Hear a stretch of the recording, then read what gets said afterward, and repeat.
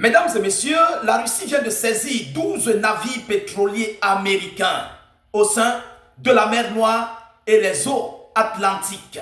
Lorsque vous verrez cette vidéoconférence, veuillez d'abord la partager avant même de lire le contenu de cette vidéoconférence.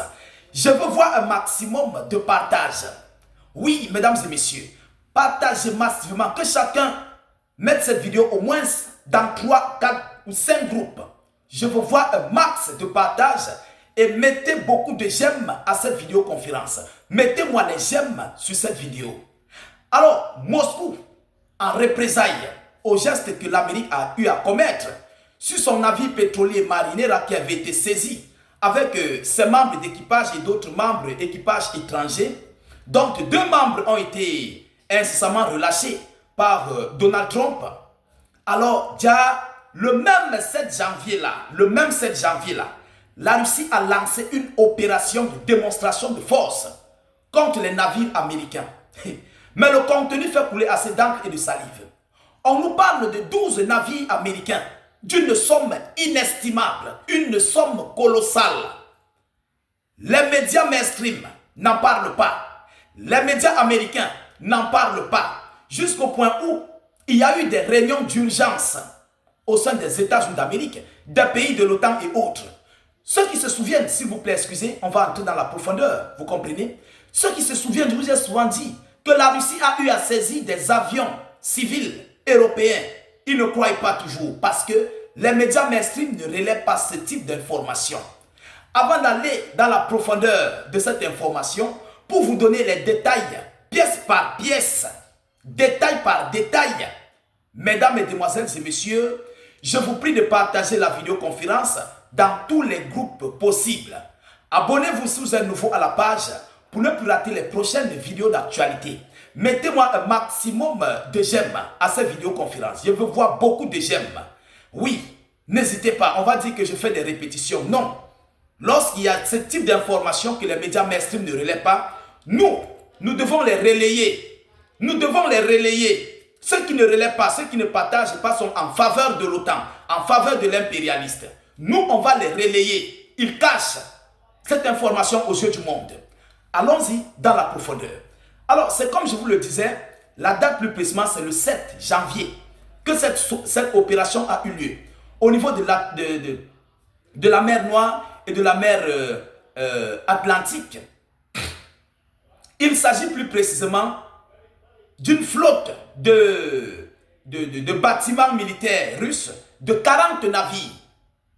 40 navires de guerre avec 3 sous-marins nucléaires.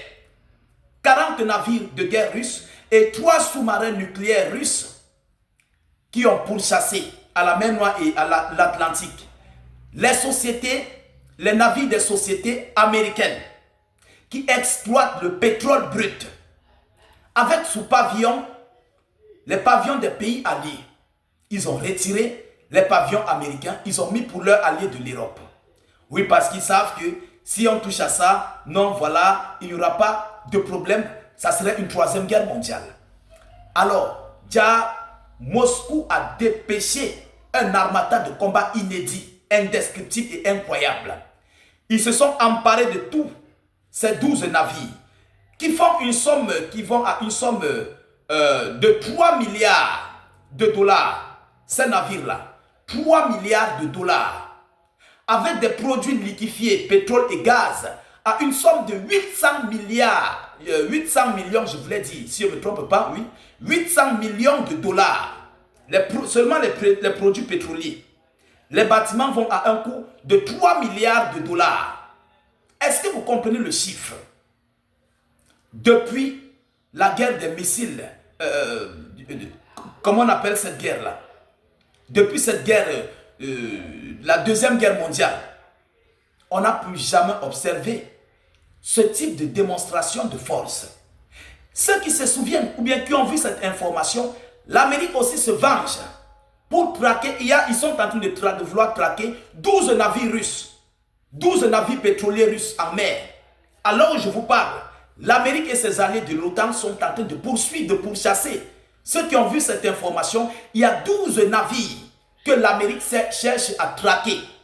C'est pour la vengeance pour le fait que la Russie a saisi les navires pétroliers américains. Et c'est l'Amérique qui est en train de pourchasser ces navires-là.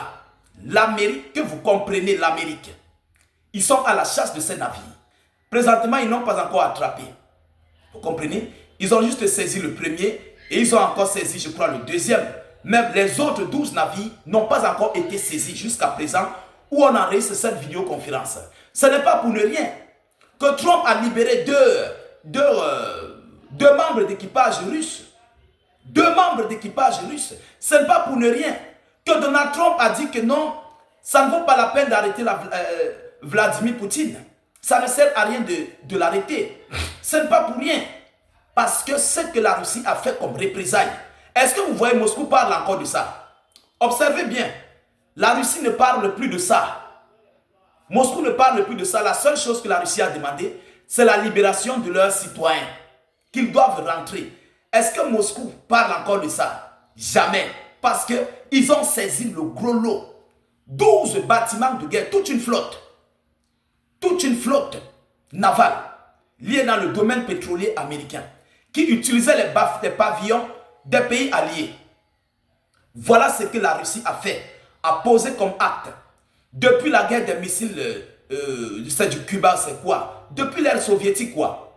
On n'a plus jamais observé une telle pareille démonstration de force et de puissance venant de la Fédération de Russie. Est-ce que vous voyez la Russie parle de ça? Non. Même les avions civils européens qui sont saisis par la Russie, est-ce que vous voyez la Russie parle de ça? Jamais.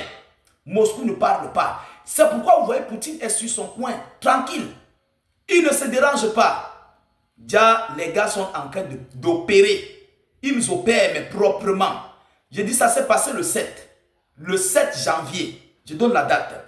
Pendant l'arrestation du navire Marinera, le même jour, la Russie a saisi 12 navires pétroliers. Les médias mainstream n'en parlent pas. On va se poser la question.